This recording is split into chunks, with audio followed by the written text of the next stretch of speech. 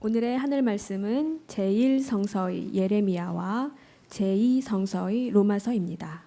먼저 예레미야 말씀을 읽겠습니다. 예언자 예레미야는 사제들과 야훼의 성전에 서 있는 온 백성이 보는 앞에서 예언자 하나니야에게 말하였다. 야훼께서 그렇게만 하여 주신다면야 여부가 있겠소. 그대가 예언한 그 말을 야훼께서 이루어 주셔서 야훼의 성전 기물과 포로들을 바빌론에서 이곳으로 되돌려 오신다면야 더 말할 나위가 있겠소. 예언자 예레미야는 계속하여 이렇게 말했다. 내가 이제 그대와 온 백성의 귀에 똑똑히 일러줄 터이니 잘 들어두시오. 예전부터 우리 선배 예언자들은 많은 지방과 강대한 나라에 전쟁과 기근과 연병이 있겠다고 예언하셨소. 잘 되어 간다고 예언하는 예언자는 그 말이 맞아야만 참으로 야훼께서 보내신 예언자인 것이 드러날 것이오. 이어서 제2성서의 로마서 말씀을 읽겠습니다. 여러분의 지체를 죄에 내맡기어 악의 도구가 되게 하는 일은 없어야 합니다.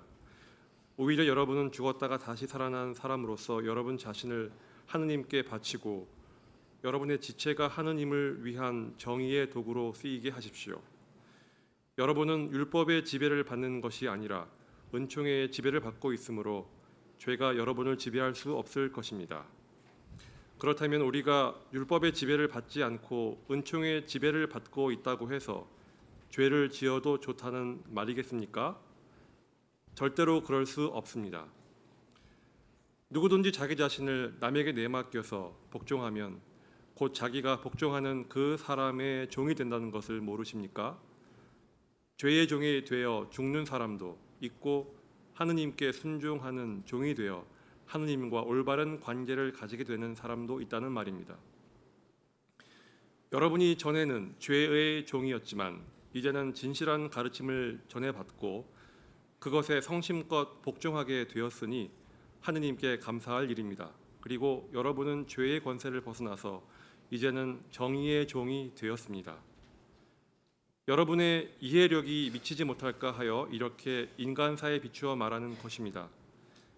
여러분이 전에는 온몸을 더러운 일과 불법의 종으로 내맡기어 불법을 일삼았지만 이제는 온몸을 정의의 종으로 바쳐 거룩한 사람이 되도록 힘써야 할 것입니다. 여러분이 죄의 종이 되었을 때는 여러분은 정의에 예속되지 않고 제멋대로 놀아났었습니다. 그때에 여러분이 얻은 것은 무엇입니까? 지금 생각하면 부끄러운 일들밖에는 없지 않았습니까? 그런 생활은 결국 죽음을 안겨줍니다. 그러나 이제는 여러분이 죄에서 해방되어 하느님의 종이 되었습니다. 그 결과로 여러분은 거룩한 사람이 되었고 마침내 영원한 생명을 누리게 되었습니다.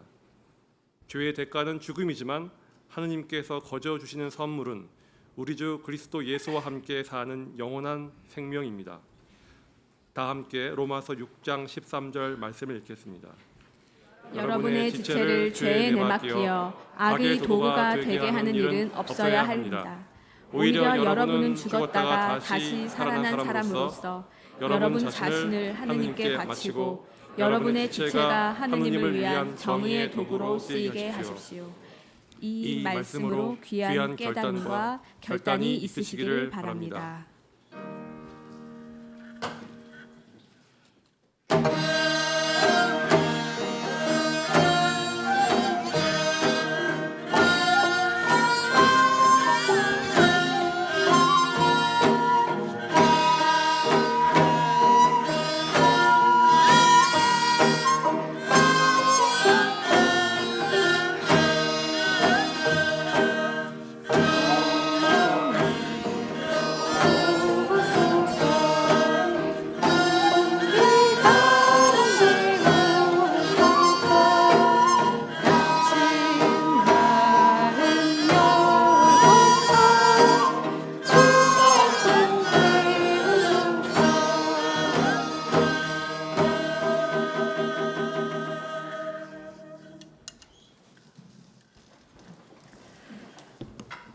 몸이 불편하신 분들과 향후실에 계신 분들께서는 앉아서 들으시기 바랍니다. 너희를 맞아들이는 사람은 나를 맞아들이는 사람이며 나를 맞아들이는 사람은 나를 보내신 분을 맞아들이는 사람이다. 예언자를 예언자로 맞아들이는 사람은 예언자가 받을 상을 받을 것이며 옳은 사람을 옳은 사람으로 맞아들이는 사람은 옳은 사람이 받을 상을 받을 것이다. 나는 분명히 말한다. 이 보잘것없는 사람 중 하나에게 그가 내 제자라고 하여 냉수 한 그릇이라도 주는 사람은 반드시 그 상을 받을 것이다. 이는 주님의 말씀입니다.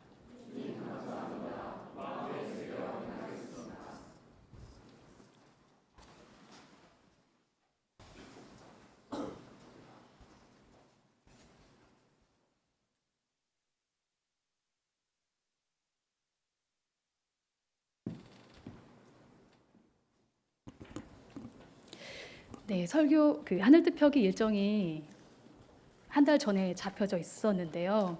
시간이 다가오면서 제가 이번 주에 가장 많이 들은 말은 새로운 목사님이 오시는데 왜 새로운 목사님이 하늘뜻 펴기는 안 하고 제가 하냐며 여러 가지 궁금증을 여쭤보시는 분들이 많았습니다. 뭐 이유야 여러 가지가 있지만 이 일정이 되게 오래전에 잡혀 있었던 일정이기도 하고 또 공식적으로 서울로의 취임식을 아직 걸치지 않은 좀 행정적인 절차가 좀 남아있는 이유이기도 하고요. 또 조금은 오시자마자 갑자기 하늘뜻 펴기를 하시고 여러 가지를 하는 것이 좀 부담스러우실 수도 있겠다는 나름대로의 여러 가지 이유들이 함께 있었음을 좀 기억해 주셨으면 합니다. 네. 그래서 반가운 저의 얼굴을 보시며 함께 하고자 하는데요. 사실 지난주 저는 한국샬렘 영성 목회 수료 피정을 좀 다녀왔었습니다. 성공회, 감리교, 기장 또 이렇게 개신교 목회자들이 만나서 1년여간의 영성 훈련을 받았고 또 마지막 수료 피정을 2박 3일간 제주도에서 진행된 일정이었습니다. 이 기간 중에 강정마을에 오게 되었는데요. 6월 20일 오전에 미군함이 들어온다는 소식을 급히 접하고 다음 날에 피정 일정을 바꿔서 강정마을에 함께 가서 연대하기로 했었습니다. 다행히 새벽에 미군함은 들어오지 않았다는 소식을 후에 확인하게 되었는데 함께 마음 모아서 또 문신부님이 직접 집전하시는 기도회와 성찬에 참여하게 되었고 또 군 기지 정문에서 강정 평화를 위한 연대 시위를 하고 돌아오게 되었습니다. 그곳에서 살고 계시는 활동가를 통해 오후에는 최근 강정마을의 분위기를 들을 수 있었는데요. 해군기지가 다 세워졌더라고요. 또 아파트들도 다 들어와 있고 한 도시가 생겨났는데 이래서 다 끝난 것 같지만 사실 강정의 이 폐해는 이제부터 계속되고 있다는 것을 좀 알 수 있었습니다. 그중에 한 가지 안타까웠던 것은 강정에는 초등학교가 있는데 이 초등학교에 사는 초등학생들은 그 부모들이 한편에서는 강정마을을 지키고자 했었던 부모들의 자녀가 있고 또 한편에는 강정 해군기지에서 살고 있는 해군과 또 그간 경찰의 자녀가 함께 다니고 있다는 것입니다. 마을의 특수성 때문인지는 모르겠지만 5살, 4살 이 어린 꼬마들의 입에서 평화라는 말이 되게 자연스럽게 나오는 동네라는 말도 들었습니다. 그런데 문제는 그들의 생각하는 평화라는 개념이 서로 다르게 존재한다는 것이었죠. 강정마을을 지키는 해군과 맞서는 것이 평화라고 생각하는 이들, 해군기지를 만들어서 나라를 지키는 것이 평화라고 생각하는 이 학생들 사이에서 서로의 생각이 다르면 다른 대로 살아가면 어쩔 수 없겠지만 결국 이것은 삶으로 드러나고 있었습니다. 같은 생각이 있는 친구들끼리 끼리끼리 모이고 또 다른 생각을 갖고 있는 친구들끼리는 서로 집단 따돌림을 하면서 서로 간의 자리들을 구축하며 살아가는 모습이 좀 안타깝게 느껴졌습니다. 강정 해군기지는 단순히 기지를 세우고 안 세우고의 문제가 아니고 또 자연을 훼손하는 것 이상의 그 마을 전체를 향한 미래까지도 영향을 미치는 사건이었습니다. 결국 도당적인 방법으로 지은 이 해군기지 하나로 끝나지 않고 제주 한 마을의 미래, 더 나아가서는 한국의 정말 어린 새싹들의 미래까지도 갉아먹는 셈이 된 것이죠. 지난 6월 10일 날 효순미선 15주기를 3일 앞두고 제2사단 창설 100주년 기념 콘서트를 열었지만 파행된 일이 있었습니다. 2명의 여중생은 2002년 6월 13일 미 2사단 장갑차에 깔려서 숨졌지만 현재까지 진상규명이나 책임자 처벌은 이루어지지 않고 있습니다. 주한미군 제2사단 창설 100주년 기념일은 사실 10월 26일임에도 미 2사단 지휘부의 요청으로 인해서 3개월이나 앞당겨서 이 15주기를 앞두고 이 행사를 저지르려고 했던 것이죠. 현재 의정부시는 경전차로 인해서 막대한 세금의 손실을 감당해야 되는 입장입니다. 그럼에도 예산 5억 7천여만 원을 들여서 이 행사를 하겠다라고 얘기했었습니다. 이 미 8군 군악대와 의정부시 시립 무용단을 다 총동원해서 그리고 인기 가수들의 공연을 준비했었습니다. 이유는 한미 우호 증진과 국가 안보 강화에 기여한 미 2사단 장병과 관계자들을 격려하고 한미 동맹이 갖는 상징적 의미를 대내외에 알리고자 한다라는 취지였다고 하는데요. 그러나 이 주한미군 장갑차에 깔려서 숨진 두 학생의 참사를 앞두고 그렇게 나서서 진상규명을 해야 함에도 부족할 판에 의정부시가 이 사건의 가해자인 이들을 위한 위안자치를 자청해서 나선 것은 분노를 금할 수 없습니다. 결국 이 시의회와 시민단체의 경고와 반대를 무시하고 진행한 미국을 향한 조공잔치는 결국 연예인들의 대거 불참으로 파행되었습니다. 무대에 올랐던 인순이 씨의 멘트가 참 인상적입니다. 의정부 시민에게 죄송하지만 이 행사를 안 할 수밖에 없는 사정을 이해해 주십시오 라고 관객들에게 정중히 사과한 후에 노래하지 않고 자리를 떠났습니다. 크라잉넛 또한 사과한 후 무대를 내려왔는데요. 이날 초대된 유명 가수들이 공연을 취소한 이유는 분명 이 공연이 부적절하다는 것을 함께 공유했기 때문이겠죠.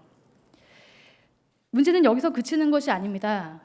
가르고 또 생각도 못하고 그 기득권을 유지하고자 하는 이 행태는 사실 종교에서도 그대로 드러나고 있습니다. 최근 예장합동에서 그리스도인으로 차별에 반대하면서 이 성소수자들을 위해서 일하고 있는 임보라 목사님에 대해서 이단 운운하면서 해명과 소명 자료를 제출할 것을 요청한 일이 있었습니다. 급기야 8개 교단의 이단 대책위원회가 함께 결의한 것을 보면서 도대체 그리스도인으로 산다는 것이 무엇인가를 다시 한번 생각하게 만들고 있습니다. 성소수자에게 인권은 목숨인 만큼 이 혐오 없는 정의로운 교회를 위해 애쓰고 있는 목소리에 이단성 검열을 들이대면서 사람을 정죄하는 이 작태는 그야말로 미개한 행동이 아닐 수 없습니다.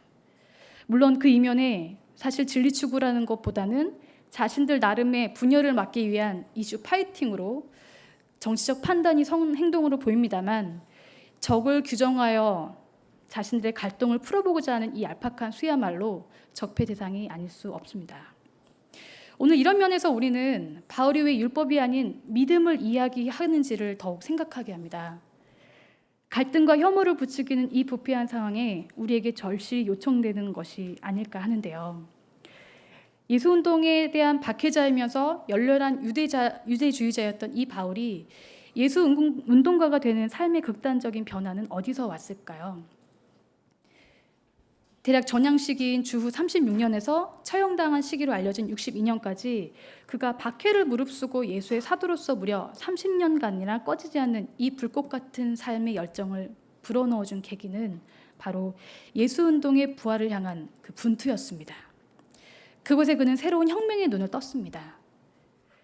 오늘의 로마서는 바울이 로마 교회를 향한 도움을 요청하는 편지이기도 하고 또 그러면서 자기가 어떤 사람인지 어떤 생각을 갖고 일을 하고 있는지를 자세히 안내해주고 있습니다.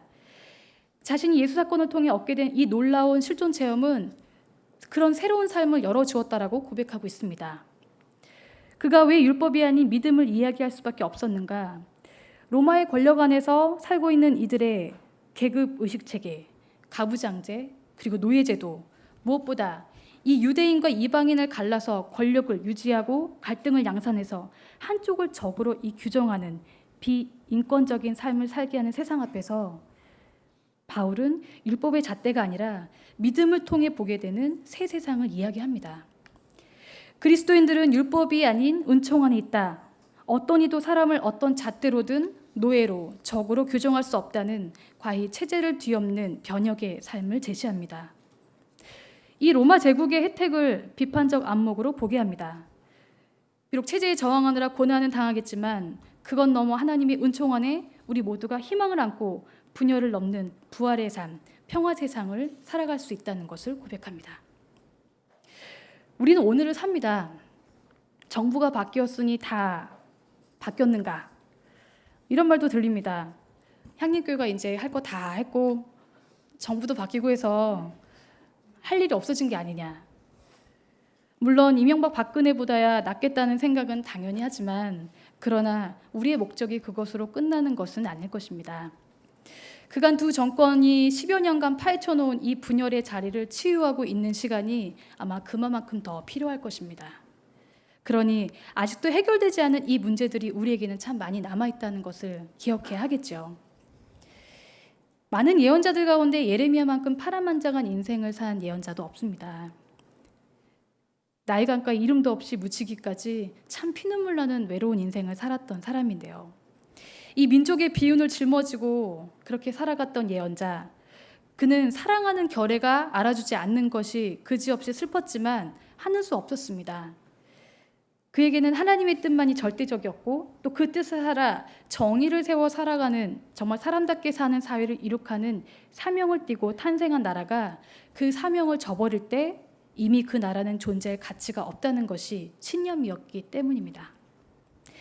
그 사명을 저버릴 때 예루살렘 성전도 무너질 수밖에 없다고 선포하고 어찌 외롭지 않을 수 있었을까요? 오늘 본문은 이렇게 전합니다. 권력의 편에 서서 강대국에 빌붙으면서 다 잘 될 거라는 그런 거짓 예언자 앞에 예레미야는 이스라엘은 하나님의 심판을 피할 수 없을 것이라는 이야기를 합니다. 결국 모든 이들에게 외면당하고 조롱과 비난 속에서 버티는 그는 그 자신의 일을 그럼에도 묵묵히 해나갔습니다. 그리고 그의 목소리는 2500년이 지난 오늘 여기에서 힘차게 우리의 마음에 울려 퍼지고 있습니다. 이 시대 진정 살 길은 시대의 흐름을 내려다보고 깨달음의 정신으로 정의의 삶을 살아야 한다라고 봅니다. 그러나 물론 정의의 도구로 살아간다는 것은 그리 녹록지 않습니다.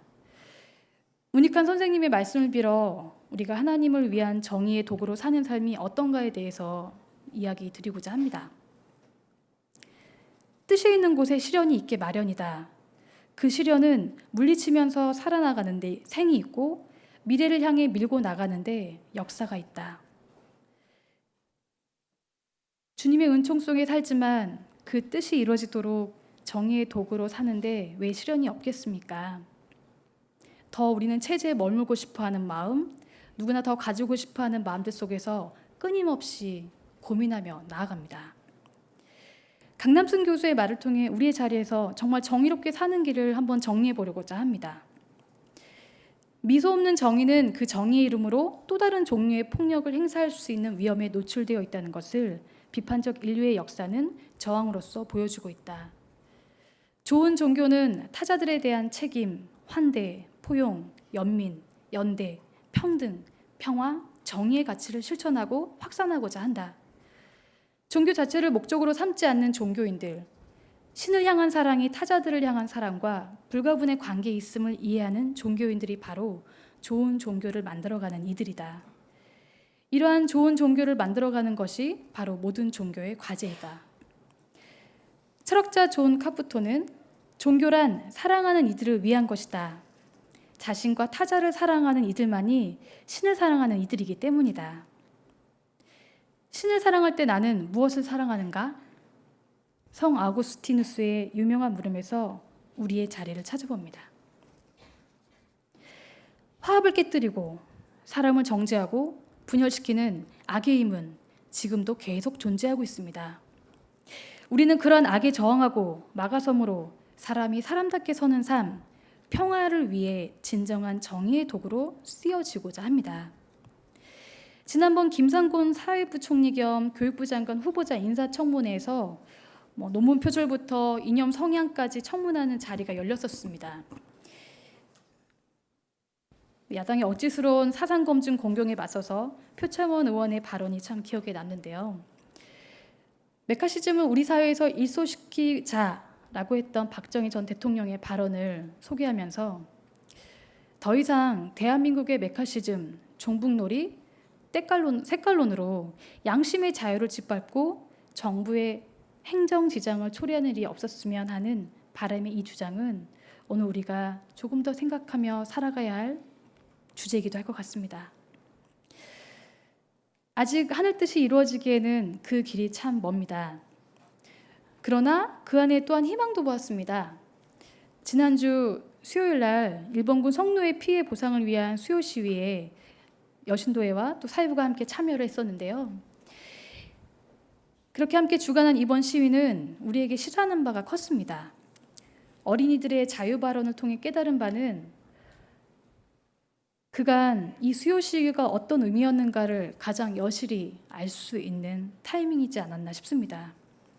그렇게 어려움 속에서 저항했던 이 시위가 결국 우리 어린이들의 마음속에 남아서 그들이 진실을 볼 수 있도록 했다는 것입니다.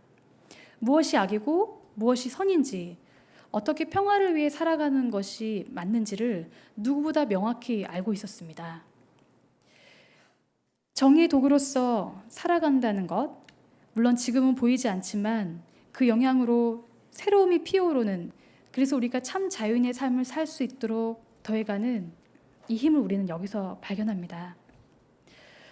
오늘 성가대의 찬양을 통해서 계속 메아리에 남는데요. 비추게 할 테야 라는 노래 가사가 계속 기억에 남습니다. 오늘 이 자리에 함께 하신 여러분, 아직 우리에게는 사랑, 포용, 환대, 연대하는 좋은 이웃의 삶을 단행해야 하는 긴급한 시대적 요청이 있습니다.